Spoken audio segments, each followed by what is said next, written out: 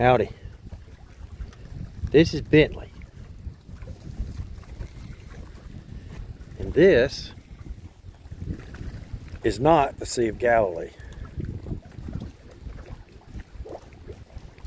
If you ask me, oh, this is Shadowwood Lake in East Texas. If you ask me, where are you from? I would tell you that I'm from East Texas. I'm an East Texan. If you were to ask Jesus Christ, the Son of God, where are you from, Jesus? He would have told you that he's from the Galilee. He is a Galilean. You see, I wasn't born in East Texas. I'm still mad at Mom and Daddy about that. But Mama was having trouble with me inside of her. That would cause anybody a problem. Just ask Debbie Sue. And she had to go to a specialist over in Shreveport, Louisiana. And she was seeing that specialist, that doctor over in Shreveport, about her problem, which was me. So she ended up delivering me at Willis Knighton. And I'm still mad at her. But anyway, as soon as I heard about Texas, I ran to it. So I'm an East Texan. Jesus is a Galilean. Now, when I grew up here in East Texas, I loved to go to the lake. That was my favorite thing to do. And the lake was called Lake Merval. And it's a beautiful lake. And I used to dream about going out there. The only problem with me going to Lake Merval was finding a ride, because it was about 15 miles from my house through the woods. And if I could find a way out there, well, I did it. And I grew up playing on Lake Merval. And now I play on Lake Shadowwood. There goes Bentley. And there's Debbie Swing that y'all seen. And that's where she hides out up there. So, Jesus is a Galilean. And he arranged that. He made the Sea of Galilee, the harp lake, shaped like a harp, because he's going to play his wonderful music all around that lake. That was the stage that Jesus used to enact his ministry on.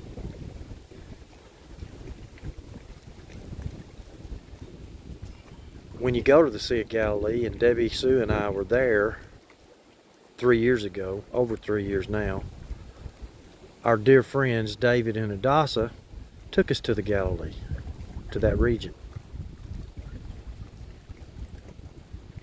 And we found ourselves on the shore of Lake Galilee, or Sea of Galilee. They have a museum there that's on the lake. It's built on the lake. And inside that museum, they have a fishing boat that's about 2,000 years old. And they uncovered it from the bottom of the lake. The lake was dried up a good bit. And these folks were walking along the lake bed, and one of them stumped his toe on what he thought was a twig sticking up out of the mud, the dried mud. Turned around, went back, and he started digging on it. And he kept digging and digging, and pretty soon he had a pretty sizable hole there, and that he hadn't reached the end of that stick. He said, well, we better stop. I've got an archaeologist friend, we'll get him down here. So they covered it back up and got in touch with the archaeologist.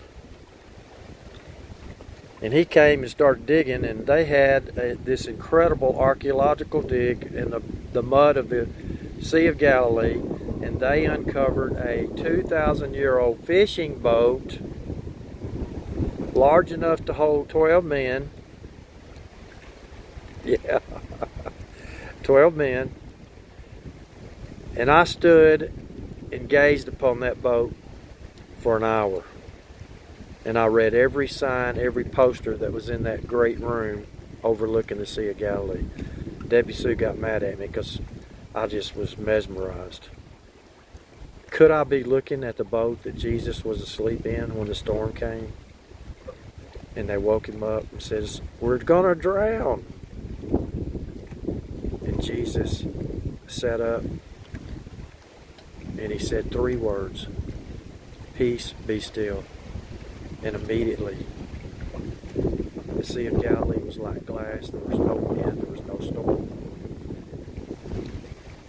And the apostles looked at each other and they says, "What manner of man is this, that the storms listen to him?"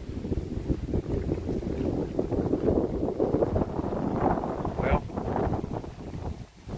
once again, the apostles found themselves out maybe in that very boat one night or early one morning, dark, and they were in the middle of this ferocious storm. You see, the Galilee sits at the foot of these incredible mountains. You've heard of the Golan Heights? All the controversy over the Golan Heights. Well, it rises up from the Sea of Galilee, just shoots up. And the wind could come down off of those heights and cause these incredible hurricane force storms down there. Well, the apostles found themselves in one of those storms. And they're looking out across the lake in these huge waves, and they see Jesus. They see a ghost walking on the top of these waves. And Jesus yelled at him and says, "Don't worry, it's me." And Jesus comes walking across the Sea of Galilee. I'm sure he's soaking wet, but it didn't matter.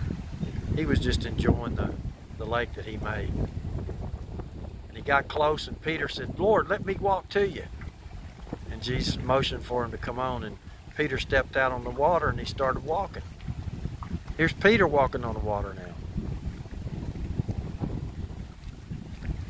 Peter got about halfway to Jesus and he started noticing the wind and the waves and got scared and took his eyes off of Jesus. He started sinking. And he looked at Jesus and said, "Jesus, save me." Jesus reached out and touched him. As soon as he touched him, Peter came back up. He's walking on the water again. Now, what is all that about? Why would Jesus set that up to where his apostles are out in the middle of the lake and he's got to go to them in their time of distress? Well, that's me and you. We find ourselves in this storm right now where everything is changed and we don't know what's going to happen next, really.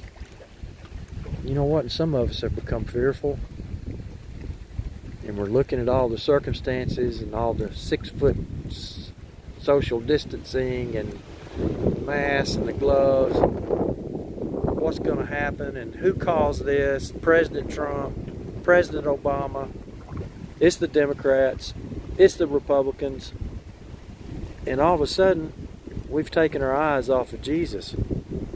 And you know what? You take your eyes off of Jesus and you start sinking.